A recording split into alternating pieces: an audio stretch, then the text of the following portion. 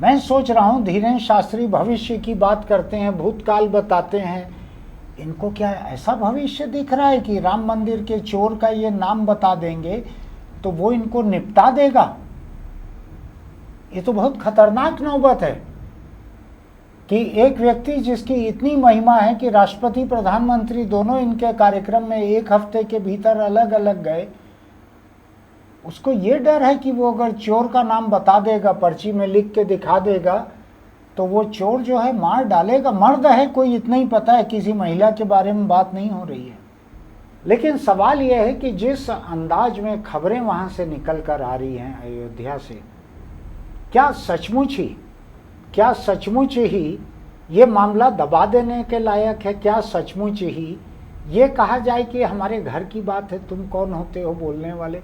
बहुत सारे तो हिंदू ये बात बोल रहे हैं कि राम की पूजा जो लोग करते हैं, मैंने देखी हुई है अपनी निजी जिंदगी में, बार बार बोलना नहीं चाहता, वो जानते हैं कि राम ने किस तरह की मर्यादा का पालन किया था। क्या ये आज के जो चोर हैं यहाँ के, और इन चोरों को बचाने वाले जो हैं, और चोरों के मुखिया ट्रस्टी जो हैं, और भी जो लोग हैं, मैं नहीं जानता, मैं अभी बिना सबूत के आगे बढ़ना नहीं चाहता, क्या उनको हक है कि वो चुप रह सके?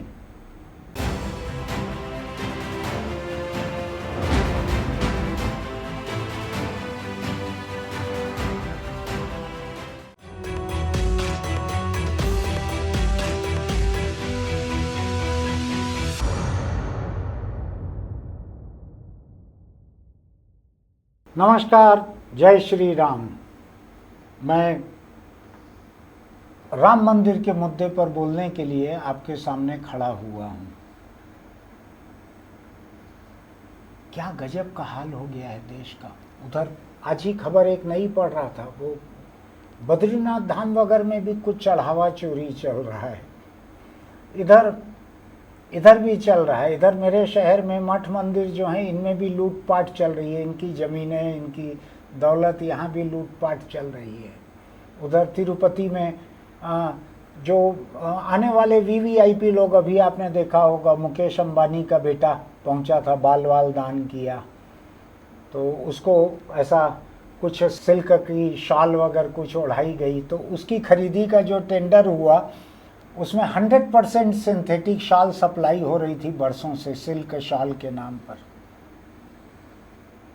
अब मैं हे राम भी नहीं कह सकता। मुझको पता लगा कि ये रामलला के मंदिर में अयोध्या में जो प्रधानमंत्री ने अपनी निगरानी में पूरा उस मंदिर को बनवाया, उसका ट्रस्ट बनवाया, अपने एक निकट सहयोगी मिश्रा जी हैं कोई, उनको वहाँ पे ट्रस्टी वगैरह बनवाया या उनसे प्राण प्रतिष्ठा की पूजा करवाई थी, आपको ध्यान है ना? वहाँ पे चोरी डकैती चल रही है। तो मैं लोगों का हौसला देख के हैरान हूँ। एक कोई आदमी चंपत हो गया है, उधर से सुना है मैंने, बहुत सारा रुपया पैसा गायब होने के बाद लेके गया है कि नहीं मालूम मुझको, क्योंकि सोशल मीडिया पर ऐसा थैली को टांग के जाते हुए एक बुजुर्ग आदमी दिख रहा है, दौड़ के भाग रहा है थैली टांगे हुए। अब मुझको लगता है वो एआई की बनी हुई फोटो होगी। जिस अंदाज में वहाँ से रोज चोरी डकैती हुई है, वहाँ अयोध्या के राम जन्मभूमि के रामलला के मंदिर में चढ़ावे में जिस अंदाज में चोरी डकैती हुई है, तो उसको एक बुजुर्ग आदमी तो कंधे पे ऐसा ढो के नहीं भाग सकता। अब चारों तरफ से लोग बचाने में लगे हुए हैं। कुछ लोग कह रहे हैं कि देशद्रोही हैं वो लोग जो मंदिर के बारे में बात कर रहे हैं। अरे बात कैसे नहीं करेंगे भाई? देश में 80 करोड़ या कितने हिंदू हैं। आप ही कल तक कहते थे कि ये सबकी आस्था के केंद्र हैं। मैं भी मान लेता हूँ कि होंगे केंद्र। मुझको भी वहाँ राम मंदिर जाके जो लोग लौट के आते हैं, कोई प्रतिमा देते हैं, कोई प्रसाद देते हैं, मैं भी रख लेता हूँ। वहाँ से अगर इतना संगठित जुर्म हुआ है तो बात कैसे नहीं होगी उसमें? बात कैसे नहीं होगी उसके ऊपर?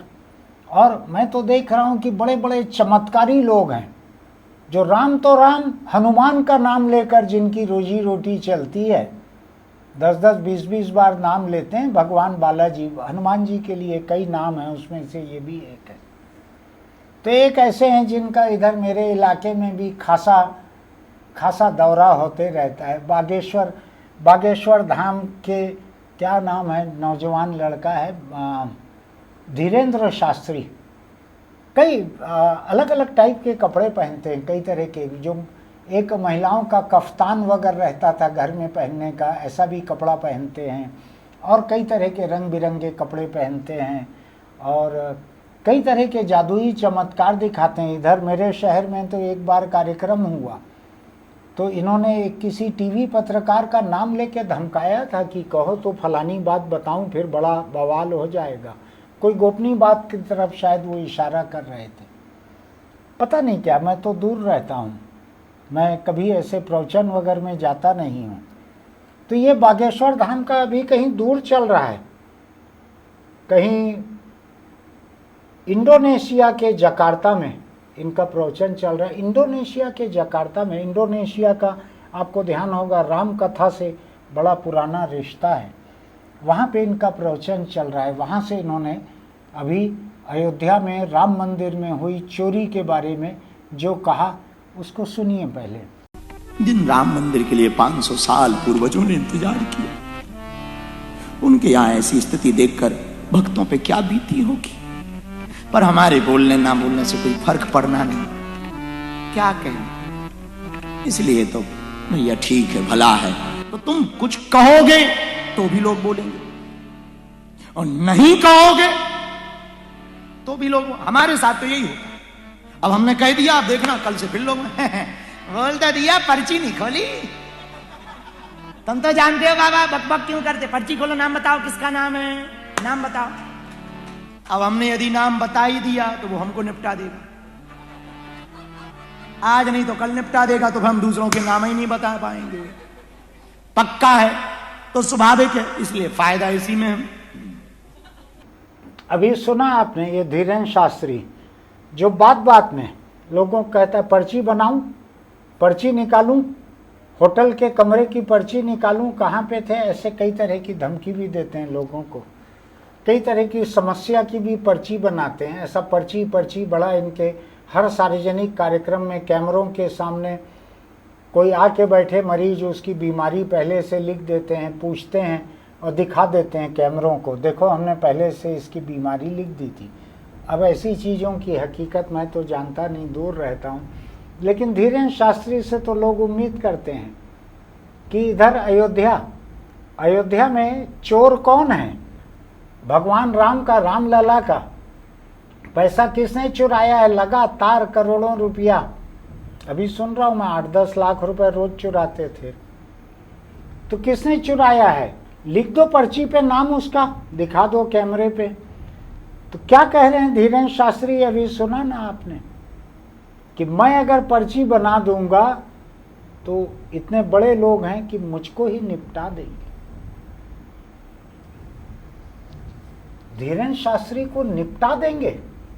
मुझको अगर ठीक से ध्यान पड़ रहा है, अभी कुछ महीने पहले इनके आश्रम में प्रधानमंत्री नरेंद्र मोदी और राष्ट्रपति दोनों अलग अलग, एक हफ्ते के भीतर शायद दोनों ही जाके आए वहां पे, और प्रधानमंत्री ने सार्वजनिक रूप से कहा कि धीरेन्द्र शास्त्री शादी करेंगे, मैं इनके शादी में आऊंगा। ऐसा मैंने तो और किसी के लिए नहीं सुना ऐसा कहते हुए मोदी जी को।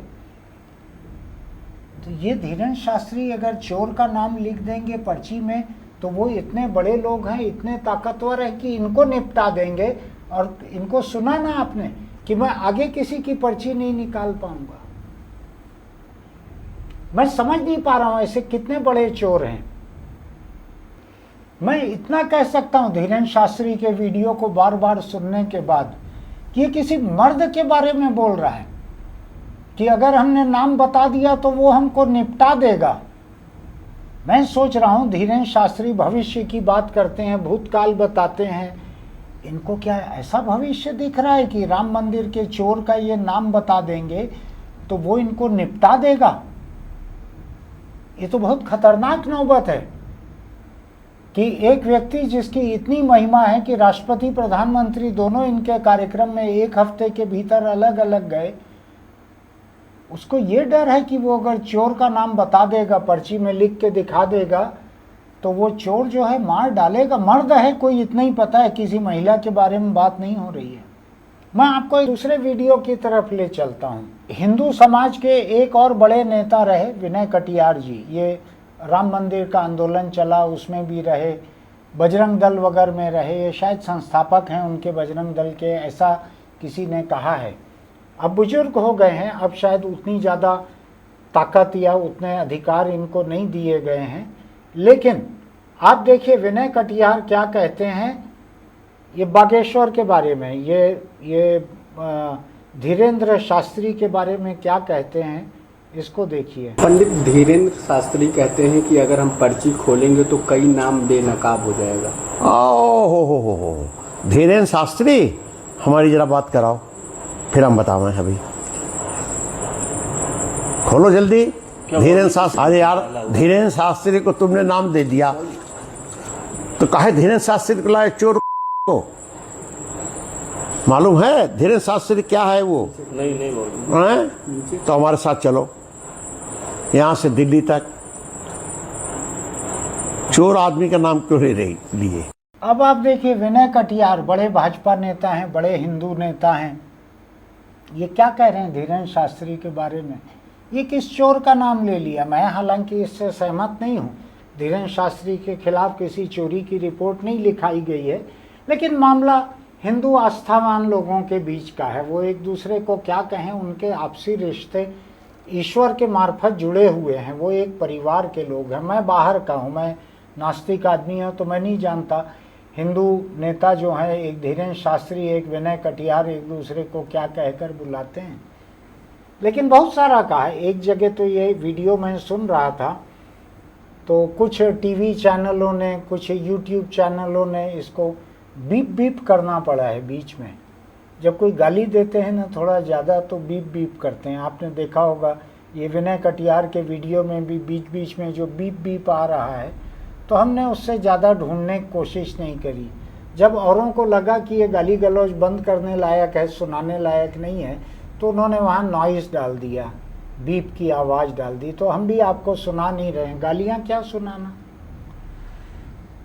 लेकिन सवाल यह है कि जिस अंदाज में खबरें वहाँ से निकल कर आ रही हैं अयोध्या से, क्या सचमुच ही ये मामला दबा देने के लायक है? क्या सचमुच ही ये कहा जाए कि हमारे घर की बात है, तुम कौन होते हो बोलने वाले? बहुत सारे तो हिंदू ये बात बोल रहे हैं। अभी मैंने देखा कि दिग्विजय सिंह ने अपने घर के गेट पे एक कुछ लगा दिया है, बैनर वगैरह, कि राम मंदिर के चोर लोग यहाँ भीतर ना आए, कुछ ऐसा लगाया है उन्होंने। 1,11,000 रुपया या कितने का चेक उन्होंने प्रधानमंत्री को भेजा था राम मंदिर के लिए, ऐसा उन्होंने कहा है।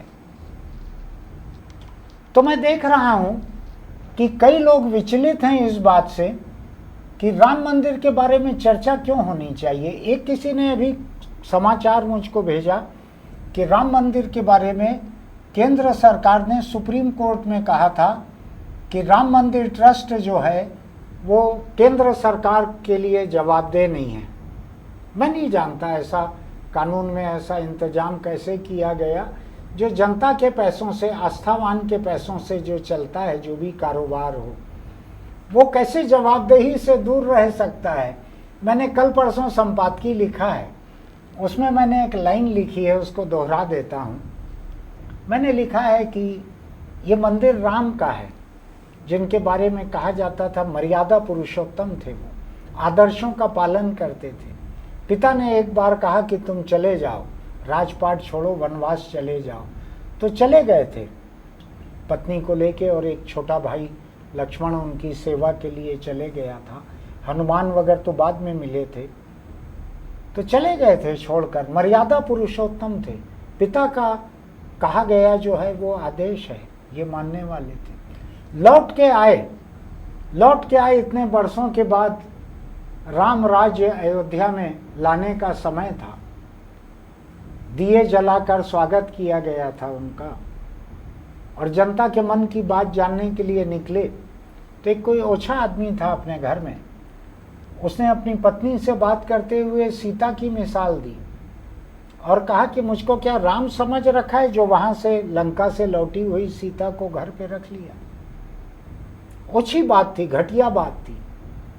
लेकिन राम ने सीता को विदा कर दिया था। किस लिए? कि जनता के प्रति एक जवाबदेही होना चाहिए, राजा की, प्रजा के प्रति राजा की जवाबदेही की ये पराकाष्ठा कि एक किसी ओछे आदमी ने कह दिया तो अपनी पत्नी को घर से निकाल दिया। ये भी नहीं मालूम था कि पत्नी गर्भवती है। बाद में जाकर किसी ऋषि के आश्रम में लवकुश हुए थे। याद है ना आपको कहानी पूरी। हालांकि अभी राम मंदिर में जिन लोगों ने चोरी की है उसमें से भी एक आदमी का नाम लवकुश है, एक किसी के नाम में राम है। ऐसे कई चोर हैं वहां पे। खैर, मैं उस पर अभी नहीं जाता कि माँ बाप जो नाम रखते हैं उसका कोई असर होता है कि नहीं होता है, या मंदिर में आप सेवा करते हो, रोज पूजा करते हो, रोज आरती करते हो, कोई असर होता है कि नहीं कि उसी मंदिर को आप लूटते हो, वो लोग जाने। मैं तो इस बात को लेकर हैरान हूं कि लोग जवाबदेही से कैसे बच रहे हैं। जिसको करिश्मा आता है, जिसका पूरा मजमा जो है वो पर्ची पे टिका हुआ है, वो धीरेन्द्र शास्त्री चोर का नाम बताने में डर रहा है। इतना बड़ा व्यक्ति है कि मुझको मरवा डालेगा। अरे तुमको राम के नाम पे अगर मरना पड़े तो इतना डरते क्यों? हनुमान जी जिस वानर सेना को लेके गए थे उसमें कितने ही रावण के साथ युद्ध में मरे होंगे। कोई जंग में बिना मरे थोड़ी कोई फौज लौटती है। तो तुम यहाँ एक नाम बताने में डर रहे हो। तुम्हारी इतनी ताकत है, अलौकिक ताकत है। हिंदुस्तान पे जब जब आतंकी हमले होते हैं तो तुम्हारी पर्ची पर्चा सब बंद हो जाता है कि लिख दो कि पहलगाम में इस तारीख को खतरा है। इतना भी नहीं लिख पाए तुम तो। और तो मैंने वीडियो सुना है धीरेन्द्र शास्त्री का जिसमें कह रहे हैं कि भारत सरकार को चाहिए कि हमारी सेवाओं का उपयोग करे। तो तुम्हारी सेवा का उपयोग जब तक औपचारिक रूप से सरकार नहीं करेगी तब तक तुम सावधान भी नहीं कर सकते, अगर तुमको दिखता है अलौकिक शक्ति से कि क्या होने जा रहा है। विनय कटियार जो कहता है उसको भी सुना है आपने। मैं ज्यादा टिप्पणी करना नहीं चाहता, लेकिन मैं आपसे एक बात बता देता हूं कि राम की पूजा जो लोग करते हैं, मैंने देखी हुई है अपनी निजी जिंदगी में, बार बार बोलना नहीं चाहता। वो जानते हैं कि राम ने किस तरह की मर्यादा का पालन किया था। क्या ये आज के जो चोर हैं यहाँ के, और इन चोरों को बचाने वाले जो हैं, और चोरों के मुखिया ट्रस्टी जो हैं, और भी जो लोग हैं, मैं नहीं जानता, मैं अभी बिना सबूत के आगे बढ़ना नहीं चाहता। क्या उनको हक है कि वो चुप रह सकें? उनको क्या हक है कि वो चुप रह सकें? अभी एक नया समाचार मुझको आज सुबह पढ़ने मिला है कि एक और संगठन, हिंदू संगठन जो कि मंदिर पे काबिज था, वो पैसा लेके लोगों को बारी से पहले डायरेक्ट दर्शन कराने का एक रैकेट चला रखा था उसने रामलला के मंदिर में। सच है कि नहीं मुझको नहीं मालूम। योगी की पुलिस जांच कर रही है, वो करेगी नहीं करेगी उसको वो जाने। लेकिन मैं देख रहा हूं कि रामलला के खजाने पर, रामलला के पैसों पर जो लूट मार डकैती जो चल रही है, उस पर भी लोगों को कुछ बोलने का हौसला नहीं होता। एक पर्चेबाज को पर्चे पे लिखने का हौसला नहीं होता कौन चोर है। बतला रहा है कि मर्द है, कोई नाम नहीं बता रहा हूं मैं, मेरे को निपटा देगा। तुमको अपने मरने का इतना डर कैसे हो गया? तुम लोगों को कहते हो बीमारी दूर हो जाएगी, मुसीबत दूर हो जाएगी, और तुम पर्चेबाज चुपचाप अपना बैठे हो, नाम नहीं बता रहे हो चोर का। खराब नौबत है ये, मैं बताऊं आपको। मेरे मन में राम के प्रति एक किरदार की तरह, एक कथा के चरित्र की तरह बड़ा सम्मान है कि एक राजा के रूप में इतनी पराकाष्ठा पे वो चले गए कि पत्नी को उन्होंने निकाल दिया। मैं इस बात को लेकर उनका सम्मान खत्म हो गया मेरे मन में कि अपनी पत्नी को इस तरह से निकाल दिया। लेकिन उसके पहले के जितने काम थे वो बतलाते हैं कि राम की मर्यादा क्या थी, सार्वजनिक जीवन में नैतिकता के उनके पैमाने क्या थे। आज लोग कह रहे हैं कि ये हिंदुत्व के खिलाफ है, ये साजिश है हिंदुत्व के खिलाफ इस तरह के सवाल करना है। अरे राम के हक पर, रामलला के नाम पे इकट्ठा पैसों पर चोरी डकैती हुई है, उस पर हिंदू ही सवाल कर रहे हैं। मैं तो किसी धर्म का नहीं हूं, लेकिन मैं ऐसे किसी धर्म का भी नहीं हूं जिस पे आपत्ति हो इनको। दिग्विजय सिंह जैसे लोग तो कट्टर हिंदू हैं, धर्मांध नहीं है, सांप्रदायिक नहीं है, लेकिन पक्के हिंदू हैं। रोज पूजा करते हैं। मैंने तो उनके होटल कमरे में मिलने गया था तो प्रसाद भी खाया था उस रोज की पूजा का। उन्होंने पैसा भेजा था अपने निजी खाते से। तो लोगों को सोचना चाहिए, हर किसी को सोचना चाहिए कि राम के प्रति, राम मंदिर के प्रति सार्वजनिक जीवन की एक शब्द बड़ा इस्तेमाल करते हैं कई लोग, शुचिता। सार्वजनिक जीवन में शुचिता के प्रति लोगों की क्या जिम्मेदारी है, ये सोचना चाहिए। आपको ठीक लगे तो मेरे इस वीडियो, इंडिया आजकल के हमारे इस वीडियो के लिंक को अपने दोस्तों को भी भेजिएगा। नैतिकता के पैमाने होते हैं, ऊंचे पैमाने रखना चाहिए, घटिया और गटर के पैमाने नहीं रखने चाहिए नैतिकता के। और सार्वजनिक योगदान जो है उसके प्रति हर किसी को जवाबदेह रहना चाहिए। कोई उस जवाबदेही से अपने को परे समझे तो समझ लो कुछ न कुछ धांधली है। फिर मिलेंगे। चलते चलते छोटी सी सलाह कि आप दोपहिया अगर चलाते हैं तो हेलमेट लगा कर रखें, चाहे पीछे बैठें चाहे चलाएं, उसके बेल्ट को भी लगा के रखें। मैं तो देखता हूँ शहर में इक्का दुक्का दुर्लभ प्राणी जो मुझको हेलमेट लगाए दिखते हैं वो भी बेल्ट नहीं लगाते। उसके बिना हेलमेट किसी काम का नहीं है। टक्कर की हालत में सबसे पहले हेलमेट दूर गिरेगा, आपके सिर के बचाने के काम नहीं आएगा। बिना हेलमेट दोपहियों पर मत चलिए। फिर मिलेंगे।